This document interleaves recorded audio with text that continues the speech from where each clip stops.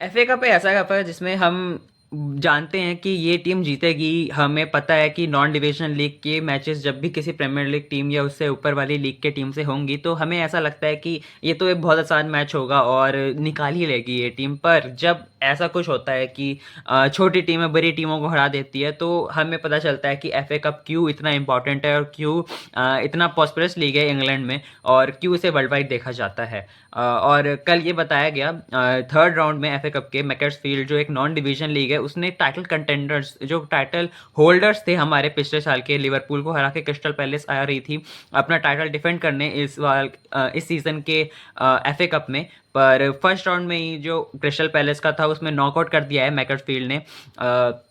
और इसीलिए FA cup हमारे लिए ऐसा मिरेकल कप है और हमने बहुत सारे ऐसे मिरेकल्स देखे हैं पिछले पीछे भी। लेकिन आज जो मैं इस राउंड के जो मेन मैच की मैं बात करना चाहूँगा वो है मैनचेस्टर यूनाइटेड वर्सेस ब्राइटन। क्योंकि ईशान इस बार वीडियो नहीं बना पाएगा लेकिन मैं इस पर बोलना चाहता हूँ कि क्योंकि मैनचेस्टर यूनाइटेड एक ऐसा क्लब है जो ट्रेडिशनल टॉप सिक्स में आता है, बहुत ही रिप्यूटेड है, पास्ट में बहुत सारे ट्रॉफीज जीती हैं। और मैं एक मैनचेस्टर यूनाइटेड फ़ैन नहीं हूँ पर मुझको पता है कि मैनचेस्टर यूनाइटेड की हिस्ट्री क्या रही है और मैं अभी भी उनके स्कोर लाइंस और उनकी न्यूज़ फॉलो करता रहता हूँ।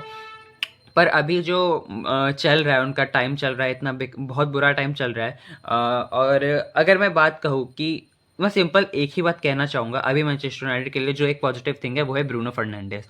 अगर ब्रूनो फर्नांडिस ना हो तो मैनचेस्टर यूनाइटेड प्रीमियर लीग से रेलीगेट भी हो जाती पिछले सीज़न। तो उसमें कोई शक नहीं है क्योंकि मैनचेस्टर यूनाइटेड का एक ही प्लेयर जो है वो हर काम करता है, डिफेंस से लेके बॉल कैरिंग से लेके गोल स्कोर करना, हर चीज़ ब्रूनो फर्नांडिस से स्टार्ट होती है और हर चीज़ ब्रूनो फर्नांडिस से ही फिनिश होती है। जो नए प्लेयर्स उन्होंने साइन किए हैं दिखते हैं ग्लिम्सेस, पर जब तक ब्रूनो फर्नांडिस इस टीम से खेलते नहीं है तब तक ये टीम कुछ कर नहीं पाती। पिछले अभी जो ब्राइटन से मैच हुआ उसमें 2-1 ब्राइटन जीत गई। और जब तक ब्रूनो फर्नांडिस बॉल पे थे तब तक लग रहा था कि मैनचेस्टर यूनाइटेड कुछ करेगी। जैसे ही ब्रूनो फर्नांडिस से बॉल किसी और पे जाती है पता चल जाता है कि अब तो या तो साइडवेज पासिंग होगी या तो बॉल छिन जाएगी। यही सबसे बेकार प्लेयर जो मेरे को अभी तक लगा है मैनचेस्टर यूनाइटेड का वो है डियागो डालो। मैंने 2 मैच देखे हैं डियागो डालो के। जो लास्ट वाला मैच हुआ था शायद वर्ल्ड से था वो मैनचेस्टर यूनाइटेड का, और जो कल मैच हुआ मतलब डियागो डालो अभी तक फुटबॉल खेल कैसे रहा है इतने हगने के बाद मेरे को समझ में नहीं आता। और जिस हिसाब से मैनचेस्टर यूनाइटेड खेल रही है अगर वो ऐसे ही खेलती रहती है, उनके पास उनका जो मैनेजर था वो भी सैक हो चुका है, रूबेन अमोरिम सैक हो चुका है, और अगर ऐसे ही चलता रहा तो मैनचेस्टर यूनाइटेड सिर्फ डाउन हिल ही जा रही है। उनके लिए अपवर्ड्स कुछ चीज़ दिख नहीं रही है। मैनेजमेंट को समझ में नहीं आ रहा कि वो क्या कर रहे हैं। चेल्सी की सेम हालत है लेकिन चेल्सी में ये है कि स्टेबिलिटी अब भी थोड़ी बहुत है। भले ही स्टेबिलिटी मैं नहीं बोलूँगा कि पूरी है पर थोड़ी बहुत स्टेबिलिटी है। प्लेयर्स जानते हैं कि वो कहाँ पे काम कर रहे हैं, किस चीज़ से वो जूझ रहे हैं सिचुएशन से। पर यहाँ पे प्लेयर्स को, मैनेजर को, मैनेजमेंट को खुद नहीं पता कि क्या सिचुएशन है मैनचेस्टर यूनाइटेड में, वो उन्हें क्या करना चाहिए और क्या चीज़ें वो कर सकते हैं कि पॉजिटिव जाए मैनचेस्टर यूनाइटेड के लिए। वो उनको नहीं समझ में आ रहा। और इसमें सबसे बड़ी गलती अगर मैनचेस्टर यूनाइटेड में अभी इतना जो उनका डाउनफॉल जा रहा है वो इसमें किसकी है अगर मैं बोलूँ तो वो है उनके डायरेक्टर्स की, उनके मैनेजमेंट की, इनियोस की। क्योंकि आप एक मैनेजर को ऐसे मैनेजर को लाते हो जो अ, जिनका फिलॉसफी आपको पसंद है, जो स्पोर्टिंग के साथ अपनी बहुत सारी अचीवमेंट्स ला चुका है। स्पोर्टिंग कोई बहुत बड़ी क्लब नहीं है और जब वो मैनचेस्टर यूनाइटेड में आएगा तो भले ही उसे बहुत आता हो, बहुत अचीवमेंट उसने ली हो स्पोर्टिंग के साथ, यूसीएल में भी, चैंपियंस लीग में वो खेल चुका है स्पोर्टिंग के साथ।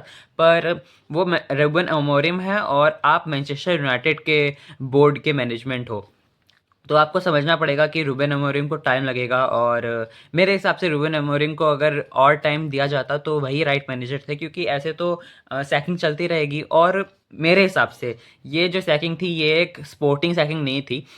लोग बोलेंगे कि Ruben Amorim is not the right manager क्योंकि वो इतना बेकार रन ऑफ फॉर्म के साथ जूझ रहे थे। उन्होंने बहुत ही गलतियाँ की हैं, रूबेन अमोरिम में ज़रूर गलतियाँ की हैं, पर वो प्रीमियर लीग में कोच कर रहे हैं तो टाइम लगता है। अर्टेटा ने भी अपने पहले सीज़न में कुछ उखाड़ नहीं लिया था, उनको भी हेट मिली थी, पर आर्सेनल 4 साल 5 साल उनके साथ टिकी, तो अब उन्होंने एक कल्चर एक ट्रेडिशन खड़ा कर लिया कि वो सेकंड तो आएंगे ही, और इसमें कोई बुराई नहीं है कि वो हर साल सेकंड आते हैं। भले ही हम उनको बहुत बैंटर देते हैं कि बॉटल जॉब्स और सेकंड प्लेस टीम है, पर वो कंसिस्टेंटली सेकंड तो आ रहे हैं, और सेकंड आना भी प्रीमियर लीग में बहुत बड़ी बात है।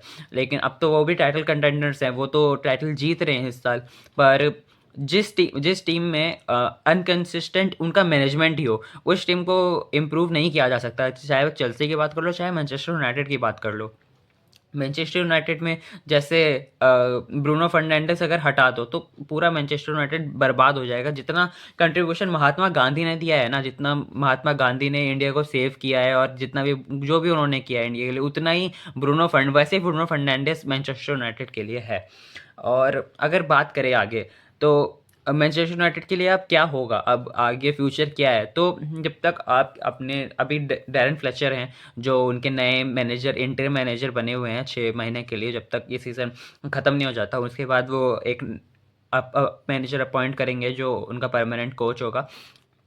आप जो भी अब नेक्स्ट कोच लाओगे, या जो भी मैनेजमेंट लाओगे, जो भी चीज़ें होगी, जो भी नई चीज़ें होगी, उन सबको आपको टाइम देना पड़ेगा। चाहे वो चेल्सी में हो, चाहे वो मैनचेस्टर यूनाइटेड में हो। जैसे अभी लियाम रोज़ेनियर आए हैं, उनको 6 साल का कॉन्ट्रैक्ट दिया है, तो अगर आपने 6 साल का कॉन्ट्रैक्ट दिया है तो एटलीस्ट उनको 3 साल दो कि वो कुछ कर पाए। क्योंकि जो भी सैकिंग हो रही है वो स्पोर्टिंग सैकिंग नहीं हो रही, वो हो रही है कि मैनेजर आके प्रेस कॉन्फ्रेंस में क्या बोल रहा है। और रूबेन अमोरिम में ये था कि उसने जो बोला, वो उसको पता था कि वो क्या बोल रहा है और क्या होने वाला है। उसके बाद उसको पता था कि अगर मैं ये बात बोलूँगा तो मैं सैक हो जाऊँगा, और वही हुआ। लेकिन एक तरफ ये है कि रूबेन अमोरिम ने किया है जानबूझ के किया, क्योंकि एंजो मैरेस्का का जानबूझ के नहीं था। एंजो मैरेस्का शायद मेरे हिसाब से नहीं चाहते थे कि वो चेल्सी इस टाइम पे छोड़े, पर उन्हें सैक कर दिया गया ऑब्वियसली, वो एक अलग बात है। पर रूबेन अमोरिम की बात करें तो रूबेन अमोरिम को जब सैक किया तो पता था उसको कि हाँ मैं सैक होने वाला हूँ। तो रूबेन अमोरिम चाहता था कि मैं निकल जाऊँ, अब वो एक अलग बात है। पर इनियोस अगर उसको ऑल टाइम देती तो शायद इंप्रूवमेंट हो जाती, क्योंकि हमें ग्लिम्पसेस दिख रहे थे। मैनचेस्टर यूनाइटेड पिछले सीजन से बेहतर कर रही थी, इस साल अभी भी शायद वो टॉप 5 टॉप 6 में है, तो बहुत डिफरेंस भी नहीं है टॉप 4 में और टॉप 6 में, जो एक रियलिस्टिक टारगेट था मैनचेस्टर यूनाइटेड के लिए इस सीज़न। पर टाइम नहीं दिया गया, उनको भी सैक कर दिया गया। और जब तक आप किसी मैनेजर को टाइम नहीं दोगे, आप हर सीज़न नया मैनेजर बदलते रहोगे, तब तक कंसिस्टेंसी टीम में नहीं आएगी। और दूसरी बात, आप कहाँ पे पैसे खर्च कर रहे हो, आपको जो चीज़ इंप्रूव करनी चाहिए, आपको वो चीज़ सबसे पहले वहाँ पे प्लेयर खरीदना चाहिए ट्रांसफ़र विंडो में, ना कि आप 3-4 स्ट्राइकर ही खरीद लो और अटैकर ही खरीद लो और बस गोल स्कोर वो कर दें और आप मैच जीतो। गोल स्कोर करने से आप मैच नहीं जीतते जब तक आपका डिफेंस ना हो, जब तक आपका मिडफील्ड ना हो। मिडफील्ड में उगाड़ते और कैसेमीरो अभी तक खेलते हैं ब्रूनो फर्नांडिस के अलावा, और मेरे को समझ में नहीं आता क्यों भी मैनू को बेंच करते हैं ये लोग हर मैच में, और उनको क्यों नहीं मिनट्स मिलते। क्योंकि सबसे प्रॉमिसिंग टैलेंट कौन है? कोबी मैनू को नहीं खिला रहे, उगाड़ते, उससे होता ही नहीं, उससे कुछ पास नहीं निकलती तो खेलेगा ही क्या। और कैसेमीरो 28 कितने 39-38 ईयर्स का हो चुका है, वो बूढ़ा हो चुका है, उसको कितना ही खिला लो, उसको गाली नहीं दे सकते क्योंकि वो अपना काम कर रहा है। और एक है ब्रूनो फर्नांडिस तो खैर दाता और विधाता है, वही भगवान है मैनचेस्टर यूनाइटेड का अभी तो उसको हटा दोगे तो फिर करोगे ही क्या, बात ये है। और फिर डिफेंस में आपको हेवन खिलाना पड़ रहा है। आप लीचा का इंजर्ड रहता है, लीचा अभी वापस आया है, तो लीचा ही है। और लेनी यूरो खेलता है, पर वो भी इनकंसिस्टेंट है, डिलीट इनकंसिस्टेंट है। हैरी मैग्वायर को वो मौका नहीं देते। और फुल बैक्स की तो बात ही ना ही करें तो ठीक है, क्योंकि फुल बैक्स की तो हालत बहुत ही ख़राब है मैनचेस्टर यूनाइटेड में। तो जब तक आप उस जगह इंप्रूव नहीं करोगे जहाँ पे आपको ज़रूरत है, वहाँ पे अच्छे प्लेयर्स नहीं लेके आओगे, और सारे डिपार्टमेंट में, और जब तक आप मैनेजरों को थोड़ा टाइम नहीं दोगे कि वो सेटल हो जाए, और एक आध साल उसको दे, कम से कम 2 साल तो उसको देना ही चाहिए, ताकि वो अपना सिस्टम सही से इम्प्लीमेंट कर पाए और उसे समझ पाए, वो थोड़ा एक्सपीरियंस्ड हो जाए। वैसे मैनेजर को अगर आप लेके आते हो तो और अच्छा है, पर आपको टाइम देना पड़ेगा, तभी ये प्रोजेक्ट या कोई भी प्रोजेक्ट काम करेगा। और यही बात है, ये सच्चाई है। चाहे कोई भी मैनेजमेंट कितनी भी ऊपर हो, उसको अपने मैनेजर को टाइम देना ही पड़ेगा, वरना कुछ भी सक्सेसफुल नहीं होने वाला। आपकी क्या राय है, ज़रूर बताइएगा कि मैनचेस्टर यूनाइटेड आगे क्या करने वाली है। बाकी मैचेस की बात करें तो मैनचेस्टर सिटी ने 10-1 हराया 10 एक्सिलर सिटी को, वो भी एक नॉन डिवीजन लीग है। तो मैनचेस्टर सिटी का भी बहुत अच्छा मैच, चेल्सी ने हरा दिया चार्लटन को 5-1, एक अच्छा मैच लियाम रोजिनियर के डेब्यू के लिए।